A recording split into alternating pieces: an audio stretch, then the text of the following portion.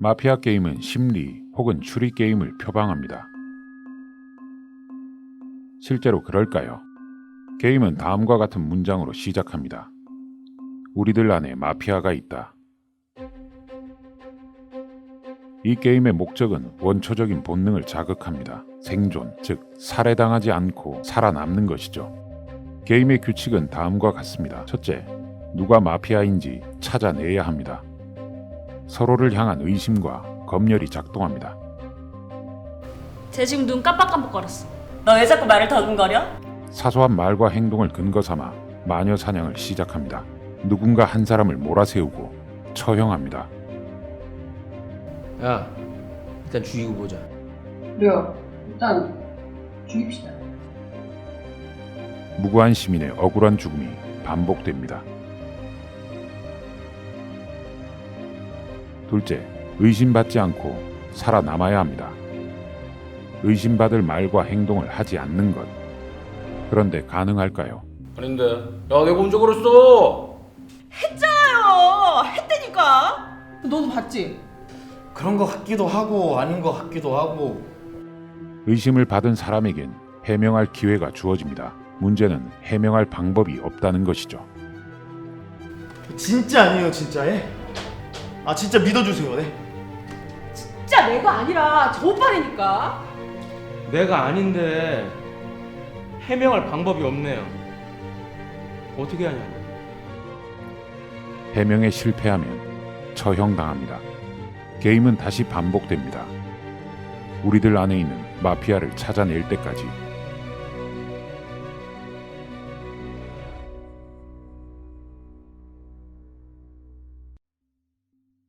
이 게임의 규칙은 비이성적이고 비인간적입니다. 하지만 이건 어디까지나 게임이니까요. 그런데 만약 게임의 규칙이 아니라면 실제 현실의 규칙, 즉 실정법이라면 어떨까요? 놀랍게도 한국 사회는 이 규칙에 대단히 익숙합니다. 서로를 의심하고 검열하기, 의심받을 말과 행동을 하지 않기, 억울한 죽음도 용인하기. 네, 바로 국가보안법의 작동 방식이죠. 나는 아무 책도 없고 아무것도 없어. 내 탈탈 털어봐. 막 이런 생각을 했었는데 아니더라고요. 이건 말이 안 된다. 나는 군사 기밀이 뭔지를 모르는 놈이다. 나는. 뭐 하루아침에 이게 저는 간첩이 된 거잖아요. 아, 이거는 내가 뭔가 악몽을 꾸고 있지 않냐. 대한민국 법원에 의해서 그건 전부 조작이었다고 무죄가 났습니다. 사람은 죽었는데 무죄가 나면 뭘 합니까? 도대체 이 법이 무엇 때문에 누구를 위해서 존재하느냐, 과연 우리 국민들을 위해서 존재하느냐. 누구든지 언제든지 피해자가 될 수 있어요. 이거는. 이 게임의 규칙은 누가 설계한 것일까요? 우리 스스로가 만든 규칙일까요? 지금으로부터 70년 전, 우린 우리가 원하지 않았던 게임에 감금당합니다. 게임은 다음과 같은 문장으로 출발합니다. 우리들 안에 빨갱이가 있다.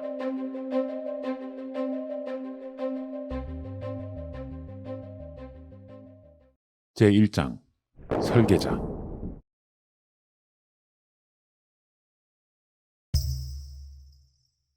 (1872년) 일본의 관료들이 미국을 거쳐 유럽을 향해 떠났습니다. 서구의 제국주의를 따라 배우기 위해서였죠. 이토 히로부미는 특히 독일 제국을 선망했습니다.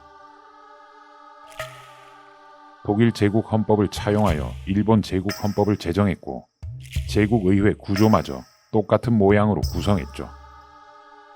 메이지 유신은 제국주의 노선 본격화의 신호탄이었습니다. 이 과정에서 악명 높은 치안유지법이 탄생합니다. 처음에는 공산당을 비롯한 사회주의 세력에게 적용했고 곧이어 노동운동, 종교, 언론 등 전방위적으로 확대 적용했습니다. 식민지 조선에도 적용했음은 물론입니다. 특히 조선의 독립운동은 국채의 변혁을 목적으로 하는 것으로 간주되었습니다.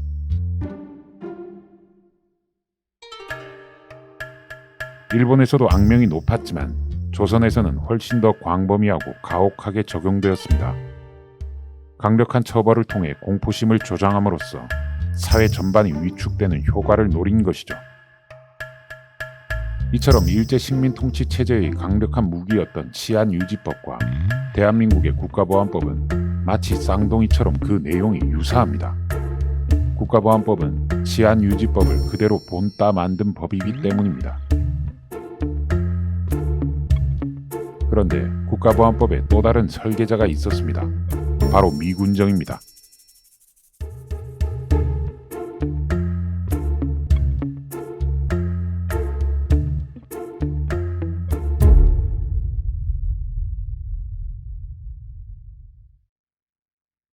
기업가와 노동자가 다 같이 잘 살 수 있는 나라. 해방을 맞이한 한국 민중의 제1과제는 식민지 잔재 청산, 즉 반민족 행위자의 처벌이었습니다. 반민족 행위자를 처벌하라. 나라를 팔아먹고 민족을 배신하면 처벌받는다는 것.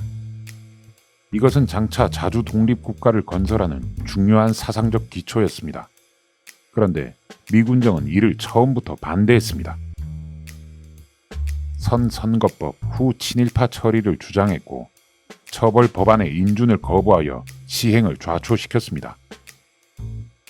민심을 의혹해 하는 쓸데없는 낭설에 동요되지 말라. 당시 한국 민중의 목표는 친일 청산이었지만 미군정의 목표는 전혀 다른 곳에 있었기 때문입니다. 조선을 미국이 원하는 체제로 만드는 것, 이를 수행할 세력에게 권력을 주는 것. 미군정은 한국의 지도자들을 저울질합니다. 여운형, 김구, 김규식 등 쟁쟁한 인물들이 있었습니다. 그러나 미군정은 이승만을 낙점합니다. 이승만, 그는 반공주의자이며 무엇보다 철저한 친미주의자였습니다. 여러분, 공산주의자들을 개심시킬 수 있는 오직 하나의 길은 우리가 그들을 과감하게 상대하여 자유제국의 단결된 무력과 마주치게 될 것을 알려주는 그것입니다. 미군정과 이승만은 친일 세력을 지지 기반으로 삼았습니다. 친일 세력들이 부활하기 시작했습니다.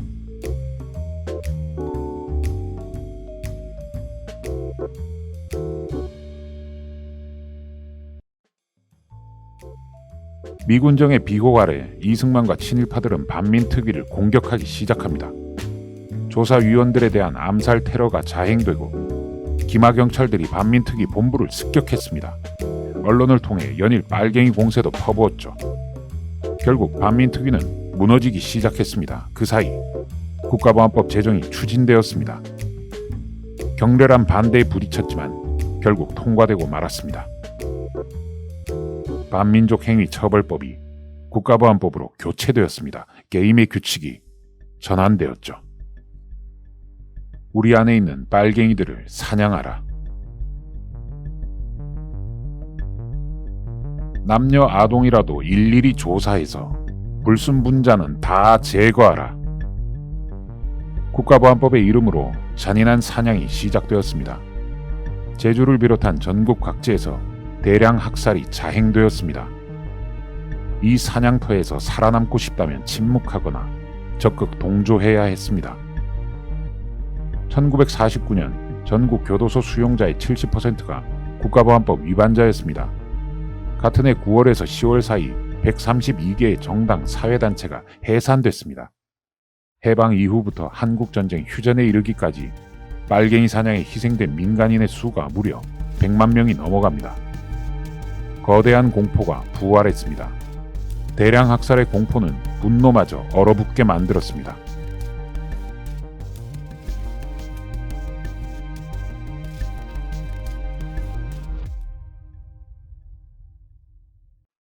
제2장 국가보안법에 갇힌 대한민국. 인간은 공포를 느끼면 위축하고 회피합니다. 맞냐 틀리냐, 옳으냐 그르냐, 진실이냐 허위냐를 따질 수 없게 됩니다. 안전한가 위험한가, 이것이 사고의 기준이 되기 때문이죠. 만약 그 공포가 법으로 규정되어 있다면 그 법에 동조하거나 순응할 수밖에 없습니다. 불편하고 부당해도 지킬 수밖에 없는 것, 그것이 법의 힘입니다. 그래서 한국 사람들은 기본적으로 사고를 하는 과정에서 이 공포 때문에 맞다 틀리다를 따지는 게 아니고 여기에 동의하냐 동의하지 않느냐가 종북으로 몰릴 위험이 있냐 없냐부터 생각을 하면서 받아들여요. 축산 조봉암 선생은 다수 국민들의 열렬한 지지를 받았습니다. 그러나 그가 억울하게 죽임당했을 때 국민들의 항쟁은 일어나지 않았습니다. 사람들은 울분을 토하며 개탄했지만 감히 맞서지는 못했습니다. 조봉암 선생이 간첩으로 몰렸기 때문입니다. 이런 사례는 한국 현대사에서 계속 반복되었습니다. 민중들의 투쟁이 들불처럼 일어설 때마다 국가보안법이 등장하면 속절없이 무너졌죠. 역사적으로 반복되어 온 이 경험은 한국 사회에 어떤 영향을 미쳤을까요?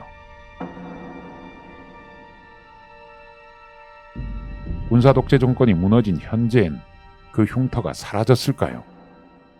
어렸을 때 만약에 가정에서 폭력이나 학대를 경험한 사람이 있다면 별도의 치유 과정이 있어야 회복되듯이 국가보안법도 별도의 치유 과정이 필요하죠. 지금까지 한국에선 그런 과정이 전혀 없었어요.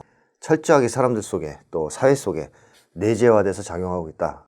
내재화란 사고와 행동의 습관처럼 박혔다는 것입니다.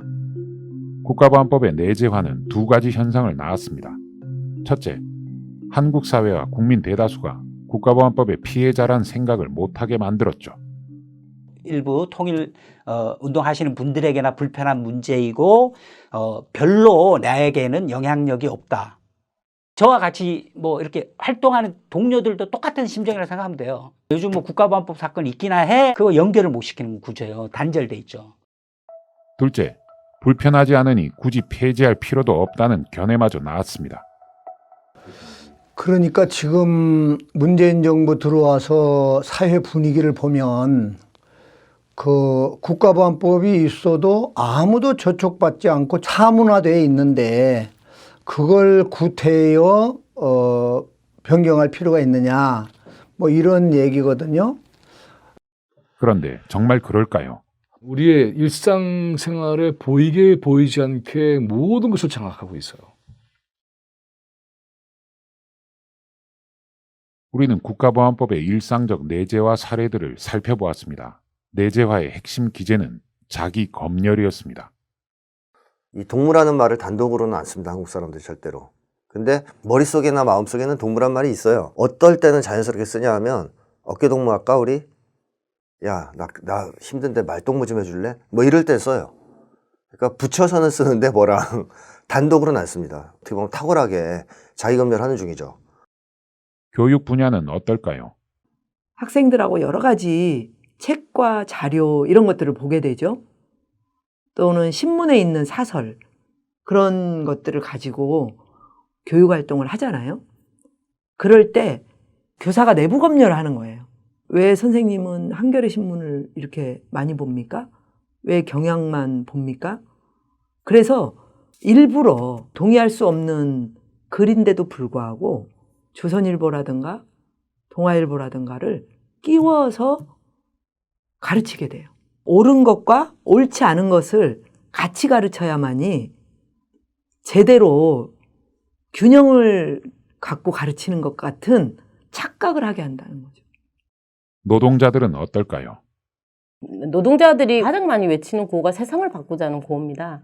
결국 그런 노동자들의 삶을 본질적으로 바꾸려면 정치투쟁이 불가피한 거잖아요. 이것을 넘어서면 뭐 종북 색깔 여론몰이로 만들고 그래서 정당한 노동자들의 경제투쟁이나 정치투쟁이 제대로 진행되지 못하도록 많이 지금도 작동을 하고 있고 교육자료가 나가고 성명이 나가고 선전물이 나가는 데 있어서 저희들의 목소리 내기보다 유명한 저자들을 통한 목소리를 활용하는 형태로 그런 식의 자기 검열 이건 내가 주장한 거 아니야 누가 주장한 걸 따왔어 이런 형태의 자기 검열이 무엇보다 가장 심각한 것 같습니다. 남북한 경협사업을 진행 중에 국가보안법에 걸려든 김호 씨의 고백입니다. 자유스럽게 이야기도 하고 만나고 근데 오히려 그걸 여기서 처벌한다는 거 아닙니까? 그러면서 무슨 저희가 북한테 개방을 하라는 둥 무슨 교류를 하자는 둥 그게 말이 안 되는 거거든요. 저희가 스스로 족쇄를 채우고 있는 거예요, 지금. 국가범법을 사문화됐다 이루지만은 그렇지 않습니다. 사업하는 사람들은 본능적으로 알죠. 그런 위험성이 있다는 것을 안다 하면서 적극적으로 한다? 그러지 않습니다. 이번엔 정치인들의 고백입니다. 어떤 정책을 제기하고 수립할 때마다 국민의 이익을 중심에 두는 것이 아니라 이념 논란에 빠지는 것을 먼저 고려한다는 것입니다. 다른 국회의원한테 요거 문제제기를 같이 하시자고 몇 분한테는 타진을 했는데 어쨌든 역풍 맞을 수 있다 뭐 이런 거죠. 그러니까 정치적인 계산, 재선 삼선하고 정치 권력을 유지하는데 이런 것들이 걸림돌이 될까봐. 그저 국회의원이 되면 대개가 내가 이 사회에서 그래도 이만큼 기득권이 형성됐는데 그거 그냥 조용히 넘어가지 뭘 시끄러운 걸 하려고 그래. 이런 심리가 좀 있어요. 이 체제 외에는 다른 것은 볼 수 없어요. 이것에 대안적 체제를 사유한다는 것은 불가능해요. 너는 생각하지 마라. 내가 준 것에서 골라라. 이렇게 되는 거죠. 자기의 사유를 독자적으로 할 수 있는, 주체로 할 수 있는 그런 역량을 박탈당합니다. 이거 오늘날까지 그래요. 민주노총 설문조사를 한 바 있어요. 통일에 대한 이해가 어느 정도인지. 근데 우리 조합원들이 실제로 통일운동하면 국가보훈법이 두렵다라는 얘기를 합니다. 현장이 굉장히 위축되고 다양한 교육이나 공부에 대한 자기 지향을 좀 스스로 못하기도 하고 이렇게 나타나고 있습니다. 우리 국민들이 굉장히 똑똑하지 않습니까? 현명하고 지혜로운데 이 자기 검열을 당하고 있어요. 내가 이런 표현을 하는 것에 대해서 혹시 국가보훈법에 저촉되지 않겠느냐. 국가보훈법은 국민의 사상과 또 표현 또는 창조적 어떤 능력 이런 것들의 국민들의 어떤 잠재력을 사실 강하게 억압하는 그러한. 한국 사람들은 어떤 시기에서 어떤 말을 해도 되는지 안 해도 되는지 이런 생각을 표현해도 되는지 안 되는지 끊임없이 자기 검열을 합니다. 이게 이제 심리학적으로 보면 사고 억제 혹은 사고 억압인데, 사고 억제나 억압은 지적 능력의 손상을 가져오죠. 그러니까 한국인들의 사고력이 어릴 때에 비해서 나이를 들어가면서 더 저하된다는 연구도 있는데 저는 이런 검열과 무관하지 않다라고 봅니다. 20세기 초 스페인 독감의 대유행은 나치의 집권에 유리하게 작용했습니다. 공포와 불안 때문이었습니다. 공포와 불안의 정도가 심한 사람들일수록 극우적인 경향을 띈다는 연구도 있습니다. 사회 전반의 공포와 불안의 수준이 높아질수록 극우 세력들의 힘도 비례하여 커집니다. 극우 세력들의 목표는 대중의 지지가 아닙니다. 대중의 공포와 불안 그 자체입니다.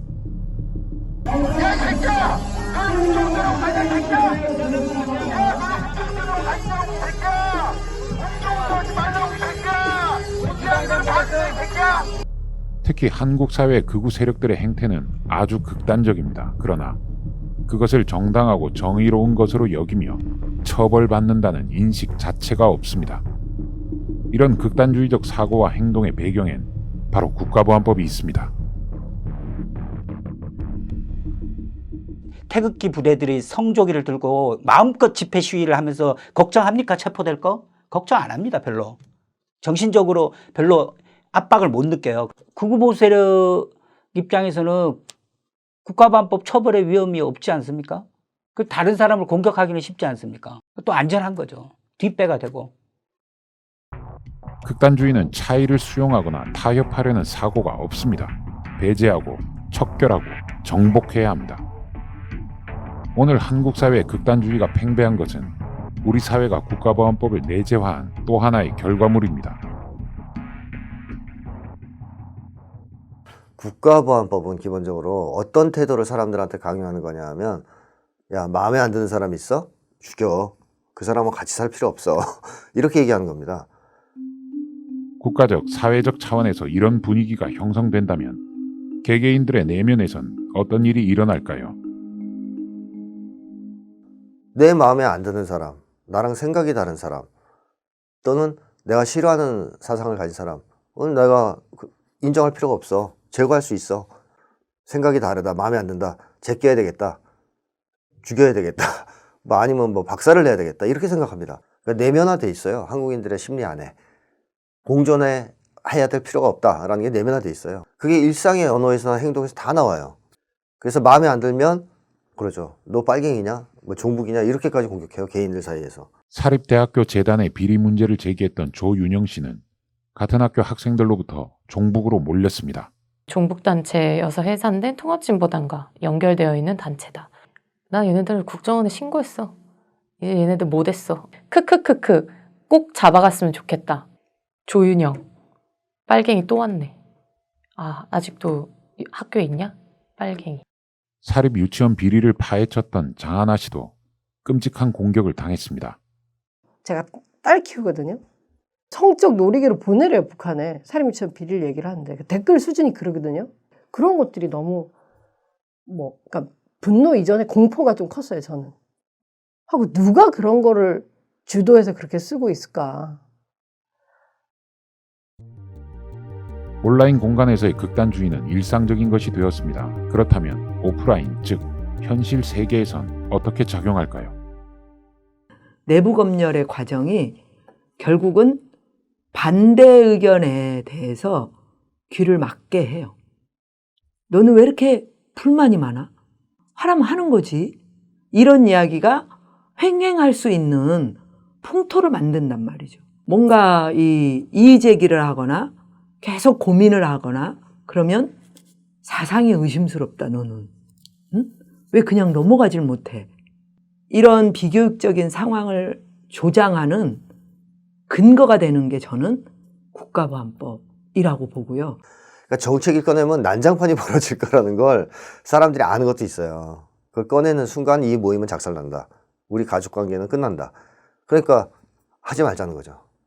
나오면 어떤 일이 벌어질지 아니까. 개인들 사이에서. 가족 간에서도 그렇습니다. 한국 사회는 극단주의와 혐오주의에서 절대로 자유로워질 수 없다는 거죠. 국가보안법이 있는 한. 최근 한국 사회의 청소년들과 젊은이들의 극우적 사고와 행동에도 주목해야 합니다. 극우 언론들이 통일 토크 콘서트를 종북으로 몰았습니다. 그러자 누군가 콘서트 장소에 사제 폭발물을 투척합니다. 북한이 지상낙원이라고 하시죠? 아니요. 그 이옥 선교사님이 제가 간증을 들어봤거든요. 아, 저는 지상낙원이라고 말한 적이 한 번도 없거든요. 다시 한번 예, 책을 한 번만 읽어봐 주시기 바래요.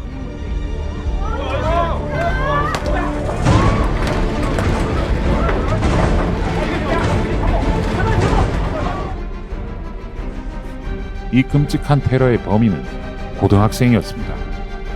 일베 사이트에선 칭찬이 쏟아졌죠. 이들은 앞으로 한국 사회의 주역이 될 미래 세대입니다.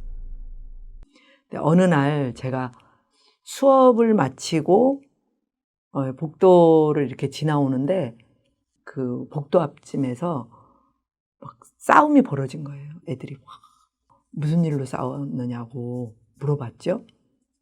그랬더니 처음에 애들이 말을 안 하고 있더라고요. 그러더니 선생님 간첩이라고.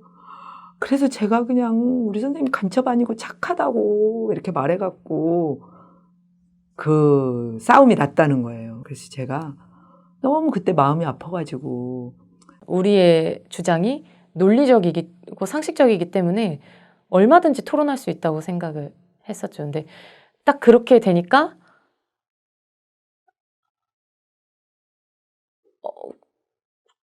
뭐 어떻게 해야 될지 모르겠더라고요. 어디서부터 이야기를 해야 되고 빨갱이랑 종북이라는 단어가 나오는 순간 아무 말도 안 통해요.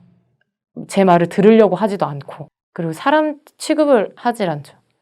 쟤는 그냥 함부로 대해도 되나. 이 사람을 마음껏 혐오할 수 있게 해주는 면죄부 같은 거더라고요.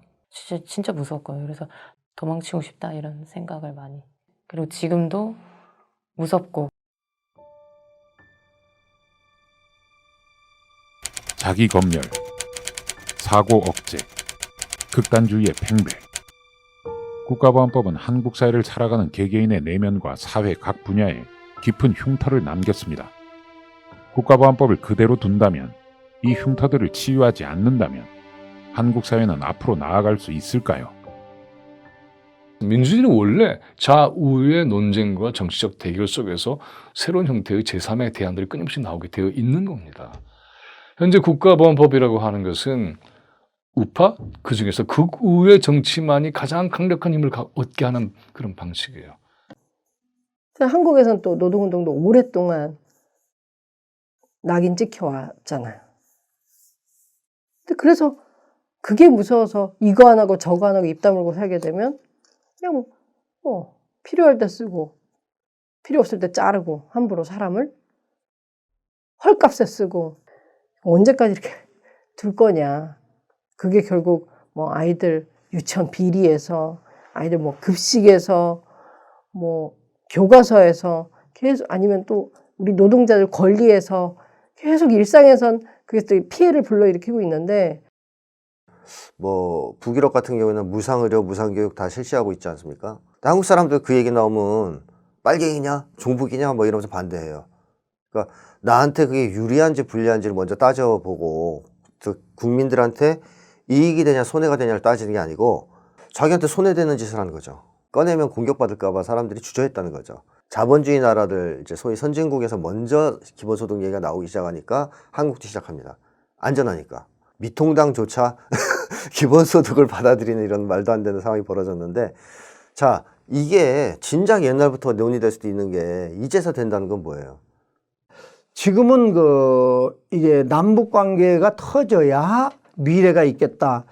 경제 문제가 됐건 통일 문제가 됐건 그렇다면 남북 문제를 한치라도 미래를 나가려면 국가보안법이 다 걸려요. 지금 교류하자 그러면. 서로 교류 협력하고 화해하고 북과 손잡고 뭐 예를 들면 자주적인 국가를 만들고 이렇게 고민을 하고 그런 사회를 지향하는 순간에 위험한 거죠. 위험이 되니까 위축이 되고 회피하는 겁니다. 단적으로 지금의 남북관계 파탄난 거에 결정적인 계기 중에 하나가 지금 제 사건입니다. 이런 사업에 대해서 북에서 하려고 하겠습니까? 민간 사업에 대해서 4.27, 9.19 민족화에 협력한다는 거 언제든지 뒤집어질 수 있는 거 아닙니까? 국민들이 모든 적폐를 깨끗이 청산하라고 사실은 기회를 준 겁니다. 청산할 적폐가 많은데 그중에 가장 큰 적폐가 사실 국가보안법이거든요. 대한민국 민주주의 수준에서도 수치라고 저는 생각합니다. 국가보안법부터 없애지 않고서는 민주시민교육은 어림도 없다. 민주가 뭐예요? 주인이 되는 교육이잖아요. 아니 자기 생각, 자기 표현 이거 자체를 문제 삼고 죄로 삼고 있는데 어불성설이죠. 공공성이라든가 더 다름에 대한 상호 존중, 더 넓은 세상으로 나가는 이런 문제에서는 아이들이 주저하고 위축되는 그런 인간형으로 길러질 수밖에 없는 게 국가보안법 체계라고 하는 것은 민주주의의 적이다. 제3장 무소불위. 도청과 미행, 증거와 증인의 조작, 인신 구속과 고문. 이것은 과거 군사 독재 시절만의 이야기는 아닙니다. 장하나 씨는 2013년 국회의원으로 재직할 때 국정원에 의해 사찰을 당했습니다. 엄청 핸드폰이 지지직 하는 이런 소리들이 진짜 났죠. 국회 주변 도로에 아니면 이제 둔치 주차장이나 이런데 뭐 승합차 같은 거 있고 거기서 뭐 도착을 하고 뭐 이런 얘기들이 되게 있었어요. 사실은. 불법 사찰은 사실이었습니다. 국회의원, 대안학교, 시민단체, 비영리단체 활동가들까지 사찰은 광범위했습니다. 그 나온 패턴을 보면 더 미궁이에요. 얼마나 마구잡이로 민간인 사찰을 하고 있는지. 국민의 대표인 국회의원 신분이었지만 국가보안법 앞에선 한없이 무력했습니다. 손해배상 소송 뭐 이렇게 청구를 한다던가 그런 걸 진행해서 사실 규명했으면 좋지만 감히 그럴 거 생각도 못하고 이길 수 있는 확률이 너무 적어요. 왜 어떻게 했는지 밝혀야 될 거 아니에요. 밝히라고 하지만 국정원은 계속 국가안보라는 이유로 아무것도 밝히지 않아요. 사업가 김호 씨는 남북 경협 사업을 했습니다. 북한의 기술자들과 함께 영상인식 인공지능을 개발 중이었죠. 국내에선 최초로 미국 NIST 인증을 받을 정도로 기술력이 높았었고 그러던 어느 날 국가보안법 위반 혐의로 체포되어 구속당했습니다. 김모 씨는 학생운동 경력이 있었습니다. 때문에 국가보안법을 의식했고 그것을 준수하기 위해 위반하지 않기 위해 철저하게 노력했습니다. 그런 것은 철저하게 지향을 했어요. 근데 문제는 조작이 될 거라는 것은 상상을 못했다는 거예요. 조작. 이건 말이 안 된다. 나는 군사 기밀이 뭔지를 모르는 놈이다. 나는. 이게 굉장히 억울한 거죠. 예, 방어수단이 없고 저것들이 조작한 게 눈에 뻔히 보이는데 이것을 내가 증명을 스스로 해야 되는데 증명할 수 있는 게 막혀 있잖아요. 수사기관의 조작과 부실한 증거들이 드러났습니다. 그러나 그 누구도 책임지지 않았습니다. 그러니까 자기들의 죄는 국가기관이 똘똘 뭉쳐서 불기소 처리했어요. 특이할 점은 이 사건이 4.27 선언 직후에 터졌다는 사실입니다. 공권력이 지금 그 극우적 시각으로 무장해서 그 안에서 빨갱이 사냥을 하는 거죠. 공권력의 이름으로 그걸 한번 행한다고 한번 생각해 보세요. 김모 씨는 이 사건이 남북 간 화해 협력을 막으려는 세력들과 공안 조직 내부의 필요에 의해 기획된 사건임을 의심합니다. 강력한 대북 제재를 또 한편에서 입에 올렸단 말입니다. 제 사건도 사실은 그런 연장선에서 일어났다고 저는 보고 2012년 전교조 간부들에 대한 압수수색이 진행되었습니다. 마치 기획이라도 한 것처럼 4대 언론이 모두 동원되어 기사를 쏟아냈죠. 어디 감히 나는 아무 책도 없고 아무것도 없어. 내 탈탈 털어봐. 막 이런 생각을 했었는데 아니더라고요.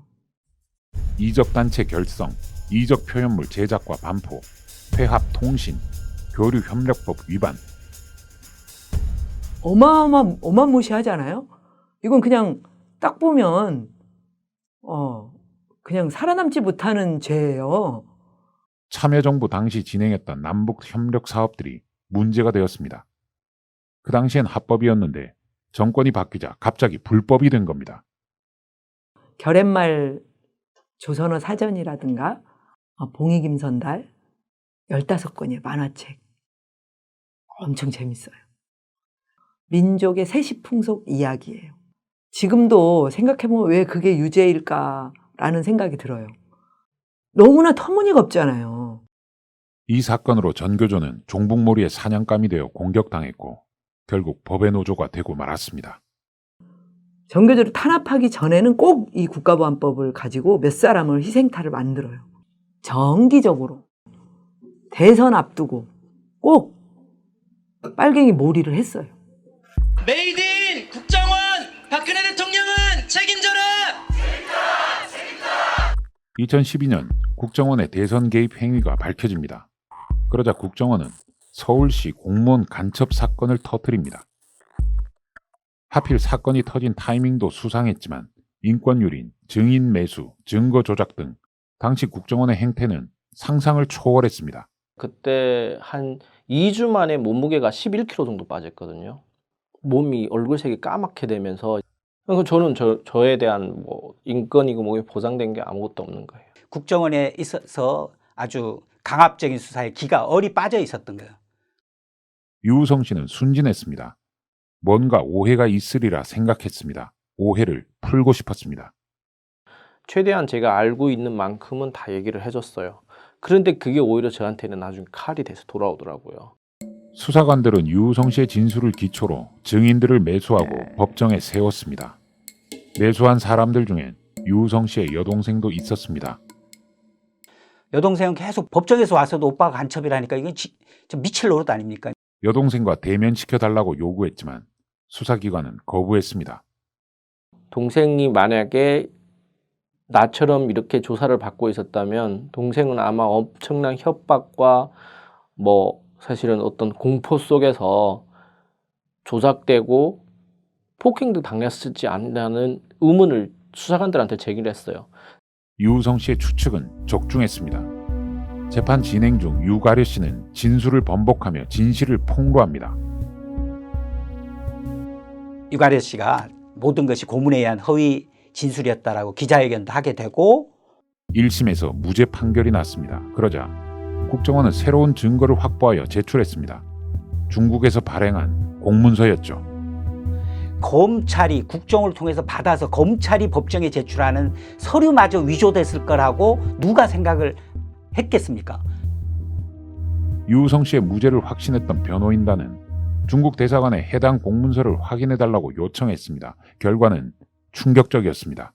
근데 중국 대사관에서 법원에 회신을 줬어요. 검찰이 제출한 중국 공문서는 다 위조된 것이니 그 관련자들을 형사 처벌할 것을 촉구하는 그런 회신이 왔습니다. 또다시 무죄 판결이 났습니다. 연이은 조작 사건으로 국정원은 코너에 몰렸습니다. 그러자 또다시 간첩 사건을 터뜨립니다. 홍강철 씨라는 또 다른 보위 사령부 간첩 조작 사건을 언론 플레이를 한 거죠. 거짓말 탐지기를 통과하기 위한 특수훈련을 받고 왔고 결국 또 조작됐음을 또 밝히게 되었습니다. 공안기관의 불법 조작이 가능한 것은 국가보안법 때문입니다. 그 다음에 아로 사건 역시 오래전부터 내사를 오고 프락치를 매수하고 이런 과정들이 있고 조작이 현안이 돼 있어요. 국가보안법의 영향력이 살아있기 때문에 그 집행기구로서 극우적인 정보기관, 수사기관 무리들은 자유로운 거예요. 그러면 지금은 없냐? 지금도 간첩 사건이라는 것들이 이렇게 한 번씩 툭 나왔다 사라져요. 여전히 그죠? 여기 통일운동을 하는 또는 탈북자들에 대한 촘촘한 정보 수집과 이런 해외 공작은 진행되고 있습니다. 수많은 재료가 있다. 어떤 식으로든지 나오게 되고 그 다음에 그것들에 대해서 충분히 우리가 제어하지 못하면 거기에 휩쓸릴 수밖에 없어요. 종북몰이가 가능한 사회예요. 간첩 조작에 쉽게 통하고.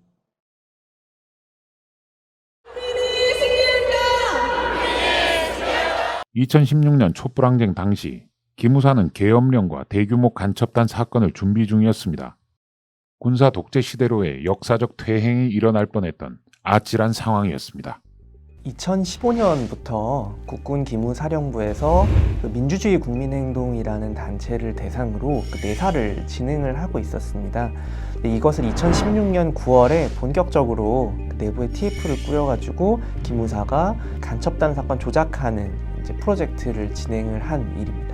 박근혜 정부 지지율이 계속해서 떨어지고 있었습니다. 그래서 사실상의 정권 재창출이 2017년에 정상적으로 당시 이제 타임라인 따라서 대선을 하더라도 어려운 상황이었다라는 건 주지의 사실일 것입니다. 2017년에는 간첩단 사건을 터뜨리고 계엄을 선포하면서 대선을 2017년에 치르지 않고 그냥 지나가 버리려고 하는 계획이 준비되고 있었다라는 점도 충분히 추론이 될 수 있다라는 것입니다.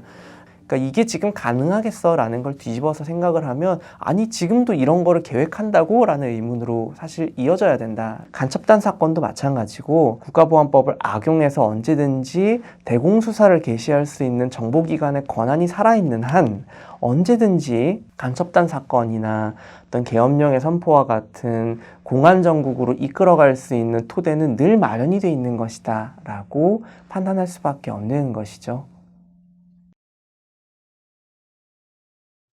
제4장 게임의 전환. 게임을 시작할 때 설계자는 거짓말을 했습니다. 시민들 중에 마피아는 없었습니다. 아무도 없었어? 나쁜 놈아! 누나 왜 울어? 게임이야 게임! 야 아무도 없었어 명당? 나는 설마 너무 진심인 거야 둘 다. 그래갖고 나는 나를 쳤는데 내가 잘못 알았나 나중에? 그러나 아무도 설계자의 거짓말을 의심하지 않았습니다. 이미 주어진 게임의 규칙에 따라 존재하지도 않는 마피아를 찾아내기 위해 서로에 대한 의심과 혼란을 반복했던 겁니다. 만약 누군가 설계자의 거짓말을 의심했다면 시민들은 전혀 다른 선택을 했을지도 모릅니다. 존재 이유가 없습니다. 형법에 다 내란죄나 간첩죄로 다 사실은 처벌할 수 있는 조항이 있고 우리나라도 형법이 다 있습니다. 그럼에도 불구하고 이 특별법이라는 걸 만들어서 세계 어느 나라도 없는 법을 운영해 온 거죠. 유엔은 북한을 국가로 인정하는데 남한의 국가보안법은 북한을 국가로 인정하지 않고 있죠. 그러니까 법 체계에서도 굉장히 모순된 상황이고 남북 관계를 한치라도 발전시켜 나가는 것이 우리 민족의 장래에 유익하다고 하면 그러면 법적인 문제를 해소해야 될 거 아니에요. 국가보안법은 한국 사회의 민주주의와 남북의 통일을 가로막는 가장 큰 장애물입니다. 때문에 한시라도 빨리 폐지해야 합니다. 그러나 국가보안법 폐지 주장이 나올 때마다 따라 나오는 이야기가 있습니다. 시기상조. 아직은 때가 아니라는 것이죠. 국가보안법을 제정할 당시에도 이건 과도한 침해 규정이다 그랬더니 그래서 한시적으로만 제정하는 거다. 국회의원들이 그 당시에 그렇게 논의를 했었거든요. 그렇게 제정이 됐던 법률인데 지금 이게 아직까지도 유지되고 있는 것 자체가 시기적으로 너무 현실에 안 맞는 거죠. 오히려 시기상조가 아니라 시기적으로 너무 늦었다. 국가보안법 폐지는 민주세력, 즉 국민들의 힘이 강해질 때에만 가능합니다.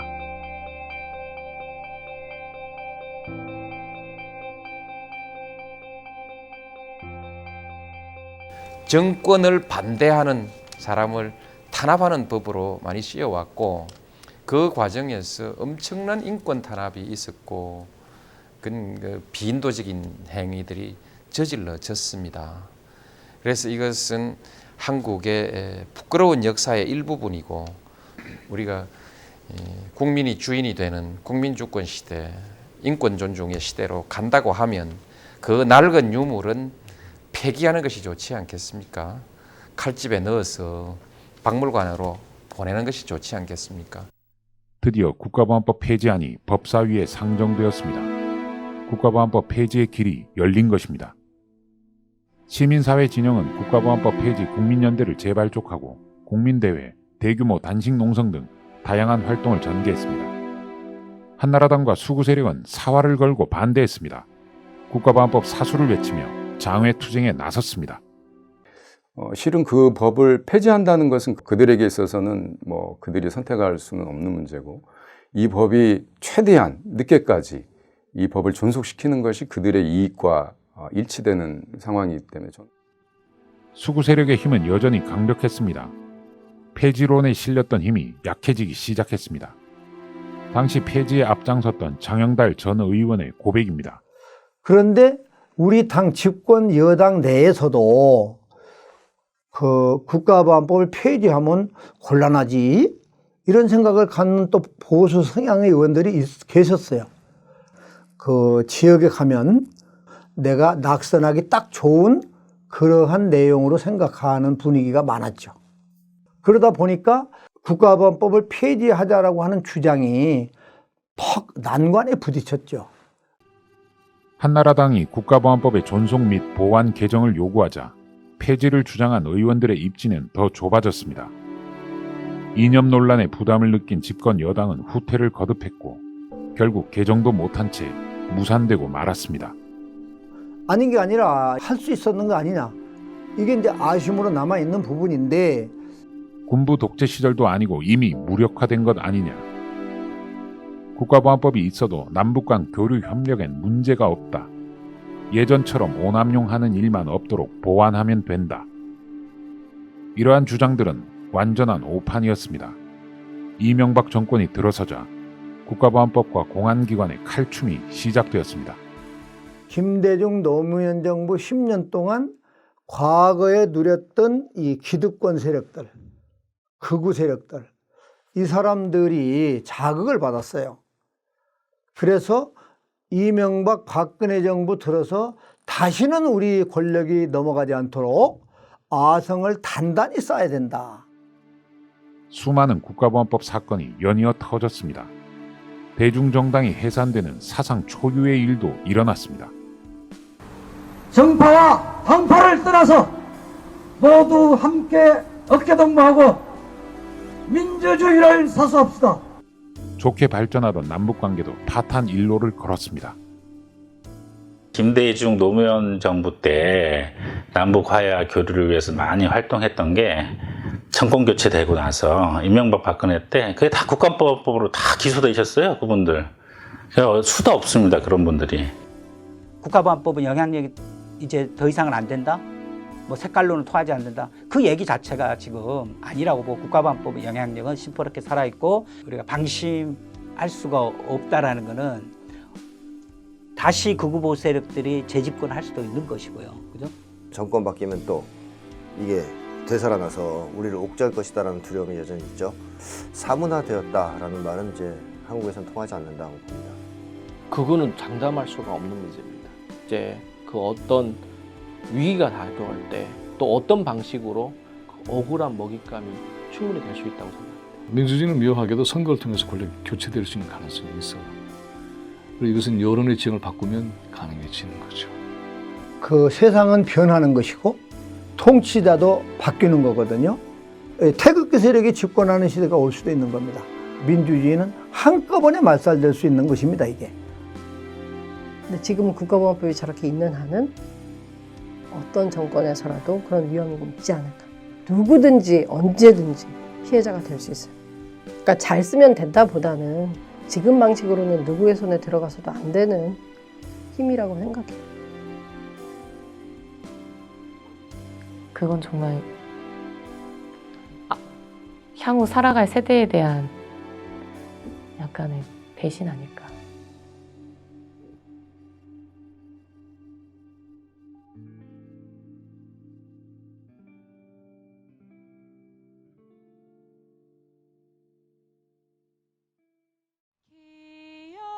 기업가와 노동자가